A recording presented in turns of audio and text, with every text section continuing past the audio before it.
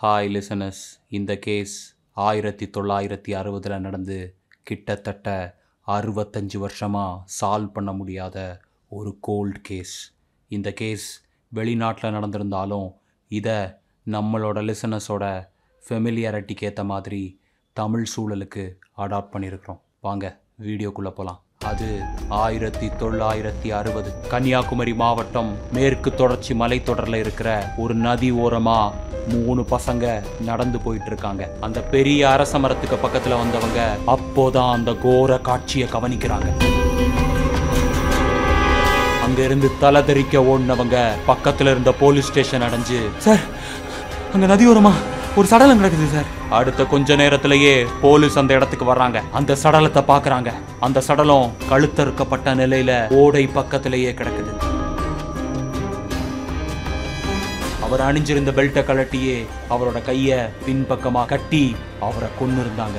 இதை கவனிச்ச இன்ஸ்பெக்டர் கனகராஜ், ஏட்டு பாடியோட பாக்கெட்டை செக் பண்ணுங்க அப்படின்னு ஆர்டர் போடவே விக்டிமோட பாக்கெட்ஸை செக் பண்ணவங்க பர்ஸ், பணம், செயின், மோதிரம்னு அவருக்கு சொந்தமான எதுவுமே திருட்டு போகாததை பார்த்து ஆச்சரியம் அடைகிறாங்க. அப்போ இந்த கொலை பணத்துக்காக பண்ணப்படலைன்னு முடிவுக்கு வராங்க.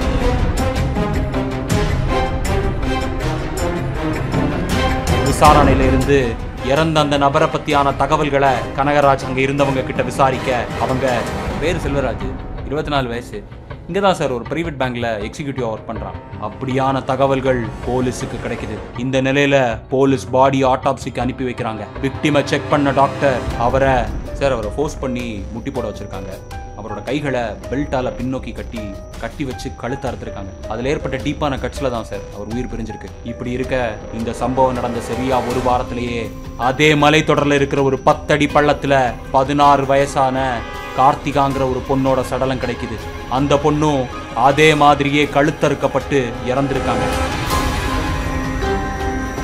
ஆட்டாப்சி பண்ண அந்த டாக்டர் மறுபடியும் ஒரு அதிர்ச்சி தகவலை இன்ஸ்பெக்டர் கிட்ட சொல்றாரு.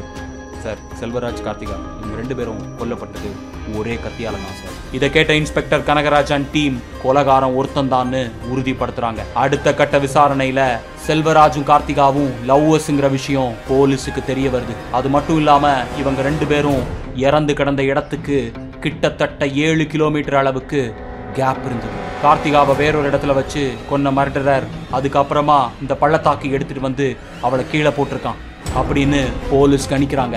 அது மட்டும் இல்லாம அட்டாப்சியில அவங்க உடம்புல இருந்து விந்தணுக்கள் கண்டுபிடிக்கப்படுது. அந்த செமன் சாம்பிளை எடுத்து இறந்து போன செல்வராஜோட டெஸ்ட் பண்ணி பார்த்தவங்களுக்கு பேரதிர்ச்சி அடைகிறாங்க. அந்த செமன் சாம்பிள் செல்வராஜோட மேட்ச் ஆகல. அப்படின்னா கண்டிப்பா அந்த செமன் சாம்பிள் கொலகாரனோட மேட்ச் ஆகிற பட்சத்துல அவங்கள பாலியல் வன்கொடுமை பண்ணியிருக்கான்னு ஒரு முடிவுக்கு வராங்க. இந்த கேஸை இன்வெஸ்டிகேஷன் பண்ண இன்ஸ்பெக்டர் கனகராஜ் கார்த்திகாவும் செல்வராஜும் தனிமையில இருந்தப்போ எதிர்பார்க்காத நேரத்துல கார்த்திகாவை பாலியல் ரீதியா வன்கொடுமை செஞ்சு 2 பேரையும் கழுத்தறுத்து கொண்டிருக்கணும்னு கணிக்கிறாங்க. ஆனா இந்த கிரைம் சீன்ல எவ்வளவு தேடியும் குற்றவாளியை கண்டுபிடிக்கிறதுக்காக எந்த ஒரு சாலிடான எவிடன்ஸ் கூட போலீஸுக்கு கிடைக்கல. இதனால போலீஸோட முதல் கட்ட இன்வெஸ்டிகேஷன் தோல்வி அடையுது. இப்படி இருக்க ட்ரிவாண்ட்ரமை சேர்ந்த ஒரு நபரை சந்தேகத்துக்கு பேர்ல போலீஸ் கைது பண்றாங்க. போலீஸோட சந்தேகத்துக்கான காரணம் இவரோட முகத்துல ஒரு பெண் கீர்னதுக்கான தடயங்கள் தென்பட்டதுதான். இன்ஸ்பெக்டர் அவரை பார்த்து, சொல்லுங்க உங்க முகத்துல இந்த கீறல்கள் எப்படி வந்துச்சு? நான் ஒரு பார்ட்டியில கலந்துகிட்டேன். அந்த பார்ட்டியில எனக்கு ஒரு பொண்ணுக்கும் கைகலப்பாயிடுச்சு. அதுலதான் முகத்துல இந்த கீறல்கள் ஏற்பட்டுச்சு. போலீஸும் அவர் சொன்ன கன்ஃபெஷனை ரீசெக் பண்ணிக்கவே அவர் இந்த கொலையை பண்ணலன்னு முடிவுக்கு வர்றாங்க. இதுக்கப்புறமா போலீஸ் இன்னொரு நபரையும் அரெஸ்ட் பண்ணி விசாரிக்கிறாங்க. இவரை ஏன் போலீஸ் கைது பண்ணாங்கன்னா, இதுக்கு முன்னாடியே இவர் ஒரு காதல் ஜோடியை கொலை பண்ணதுக்கான வழக்கு இவர் மேல இருந்தது. ஆனா இவரோட டிஎன்ஏவை எடுத்து செமன் சாம்பிளோட மேட்ச் பண்ணி பார்த்தப்போ பொருந்தாம இருக்கவே போலீஸ் பேரதிர்ச்சி அடைகிறாங்க. இதே மாதிரி போலீஸ் பல பேரை இன்வெஸ்டிகேஷன் பண்றாங்க. ஆனா இந்த கொலைகள் சம்பந்தமான எந்த லீடையும் அவங்களால கண்டுபிடிக்க முடியல. இப்படி இந்த கேஸ் டெத் என்று அடையவே கனகராஜ் இந்த கேஸை சால்வ் பண்ண முடியாம க்ளோஸ் பண்றாரு. கனகராஜ், என்னடா நம்மளோட 20 வருஷ எக்ஸ்பீரியன்ஸ்ல இப்படி ஒரு கேஸை சால்வ் பண்ண முடியலையே அப்படின்னு வருத்தத்தோட கனகராஜ் இந்த கேஸை க்ளோஸ் பண்றாரு. இப்படியா வருஷங்கள் ஓடுது. 1 வருஷம் இல்ல, 2 வருஷம் இல்ல, கிட்டத்தட்ட 50 வருஷங்கள் இதே மாதிரியே இந்த கேஸ் பூட்டப்பட்ட நிலையிலேயே ஓடுது. அப்போதான் அது 55வது வருஷம். அந்த ஸ்டேஷனுக்கு ஜார்ஜ்ங்கிற ஒரு இன்ஸ்பெக்டர் வராரு. வந்தவர் அந்த ஸ்டேஷன்ல இருக்கிற எல்லா பழைய கேஸையும் படிக்கிறாரு. அப்போதான் 1960 நடந்த இந்த ரேப் அண்ட் மர்டர் கேஸை பார்க்குறாரு. ஃபைல்ஸ் எல்லாம் புரட்டிட்டு இருக்கிறத பார்த்த ஏட்டு, என்ன சார் ஏதாவது புது கேஸா? இல்லை Ravi, it's a cold case and it's gonna be our new mission அப்படின்னு இந்த கேஸை மறுபடியும் ஓப்பன் பண்றாரு. அந்த கேஸை மொத்தமா அலசி ஆராய்ஞ்சு அதுல கிடைக்கிற எல்லா எவிடன்ஸையும் கலெக்ட் பண்றாங்க. இந்த கேஸ்ல மொத்தமா பழைய இன்வெஸ்டிகேஷன் டீமுக்கு கிடைச்சிருந்த ஒரே க்ளூ அண்ட் எவிடன்ஸ் எல்லாமே அந்த சீமன் சாம்பிள் மட்டும்தான். அப்போதான் போலீஸுக்கு அந்த சாம்பிளை கிட்டத்தட்ட 55 வருஷமா ஒரு லேப்ல ஸ்டோர் பண்ணி வச்சிருக்காங்கிற தகவலும் கிடைக்குது. இப்ப இருக்கிற டெக்னாலஜியை வச்சு வெறும் இந்த டிஎன்ஏ சாம்பிளை வச்சு கேஸை சால்வ் பண்ண முடியும்னு நினைச்ச இன்ஸ்பெக்டர் ஜார்ஜ் களத்துல இறங்குறாரு. 1960 அணக்கரையை சுத்தி இருக்கிற ஏரியாவோட மேப்பை பார்க்கறாரு. 1960 நடந்த எல்லா கிரைம் சம்பந்தப்பட்ட நபர்களோட டிஎன்ஏ கூட இந்த செமன் சாம்பிளோட மேட்ச் பண்ணி பார்க்கறாரு. ஆனா எதுவுமே பொருந்தாம இருக்கவே இதனால இந்த கேஸ் 55 வருஷத்துக்கு முன்னாடி எந்த இடத்துல நின்னுச்சோ அதே இடத்துல சால்வ் பண்ண முடியாம மறுபடியும் நிக்குது. இப்படி இருக்கதான் 2019 ஃபோர்ட் டெக்னாலஜிங்கிற ஒரு ஆர்கனைசேஷன் இந்தியாவுக்குள்ள வராங்க. இவங்களோட வேலை என்னன்னு பாத்தீங்கன்னா, இவங்க கிரிமினல்ஸ், பேஷியன்ஸ், சந்தேகம் ஏற்படுத்தக்கூடிய நபர்கள்னு அவங்களோட டிஎன்ஏஸ் எல்லாத்தையுமே கலெக்ட் பண்ணி வச்சிருப்பாங்க. இதை தெரிஞ்ச இன்ஸ்பெக்டர் ஜார்ஜ் அந்த கம்பெனியோட உதவியை நாடுறாரு. அப்படியா அவங்க கிட்ட இருக்கிற கொலையாளியோட சாம்பிளை வச்சு ஆர்கனைசேஷன்ல சேவ் பண்ணி வச்சிருக்கிற மொத்த டிஎன்ஏவோடையும் மேட்ச் ஆகுதான்னு டெஸ்ட் பண்ணி பார்க்குறாங்க. ஆனா அங்க சேவ் பண்ணி வச்சிருக்கிற எந்த டிஎன்ஏயோடையும் கொலையாளியோட டிஎன்ஏ மேட்ச் ஆகலை. இப்படி இருக்க இன்ஸ்பெக்டர் ஜார்ஜ் மனசோர்வடைஞ்சு இந்த கேஸை இதோட கைவிட்டுறலான்னு புலம்புறாரு. அப்படி அவர் புலம்பிட்டு இருக்கும்போது தான் அந்த குரல் கேட்குது. சார், நீங்கள் ஏன் ரிவர்ஸ் டிஎன்ஏ மெத்தட் ட்ரை பண்ணக்கூடாது? இந்த குரல் வந்த திசையை நோக்கி ஜார்ஜ் திரும்பி பார்க்க அங்கே ஒரு புதுசாக ஜாயின் பண்ண எம்ப்ளாயி ஒருத்தன் கோட்டு ஷூட்டுமா நின்றுட்டு இருந்தான்.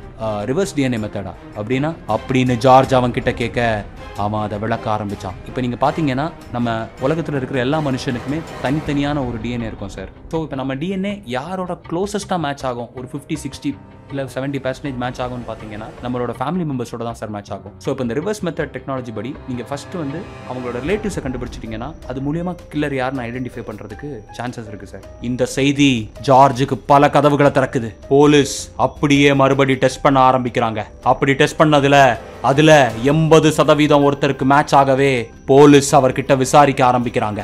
அவர் கை காட்டின நபர் சைமன். இந்த சைமன் கார்த்திகாவோட வீட்டில இருந்து வெறும் 1 கிலோமீட்டர் தொலைவில் தான் தன்னோட குடும்பத்தோட தங்கி இருந்திருக்காரு. அது மட்டும் இல்லாம அவரு கொலை நடந்த 1 மாசத்திலேயே மதுரைக்கு ஷிஃப்ட் ஆகி அப்புறமா சில வருஷங்கள் கோயம்புத்தூர்லயும் சில வருஷங்கள் தங்கி வேலை பார்த்துருக்காரு. போலீஸ் அவரோட டீட்டெயில்ஸை கலெக்ட் பண்ணி அவர் வீட்டுக்கு வரைகிறாங்க. அங்க போய் சைமன் எங்கேன்னு விசாரிக்க அவங்களுக்கு பேரதிர்ச்சி. ஏன்னா சைமன் ஜனவரி 2007 இறந்து போயிருக்காரு. இதை அறிஞ்ச போலீஸ் அவரோட பசங்க கிட்ட தாங்க வந்திருக்க விஷயத்த சொல்லவே அந்த குடும்பமே ஆடி போகுது. எங்க அப்பா இந்த மாதிரி பட்டவர் இல்லைன்னு மொத்தமா இதை மறுக்கிறாங்க. அப்போ போலீஸ் அவங்க கலெக்ட் பண்ண எல்லா எவிடன்ஸையும் இவங்க கிட்ட காமிச்சு இந்த ரேப் அண்ட் மர்டரை சைமன் தான் பண்ணாருன்னு அவங்களுக்கு ப்ரூவ் பண்றாங்க. இப்படியா கிட்டத்தட்ட 65 வருஷமா கோல்டு கேஸா இருந்த ஒரு கேஸை இன்ஸ்பெக்டர் ஜார்ஜ் முடிக்கிறார். இந்த இன்சிடென்ட்ல இருந்து நாம தெரிஞ்சுக்க வேண்டிய விஷயம் என்னன்னா, ஒருத்தன் பண்ண தப்பு என்னைக்கா இருந்தாலும் வெளிச்சத்துக்கு வரும். கூடவே நியாயத்தை தேடி தர்றதுக்கு டெக்னாலஜிக்கல் டெவலப்மெண்ட்ஸோட பங்கு எவ்வளோ முக்கியமானதா இருக்குதுன்னு நம்மளால புரிஞ்சிக்க முடியுது. இன்ட்ரெஸ்டிங்கான கிரைம் ஸ்டோரிஸ் கேட்கணும்னு நினைக்கிறவங்க ஃப்ரெண்ட்ஸுக்கு ஷேர் பண்ணுங்க.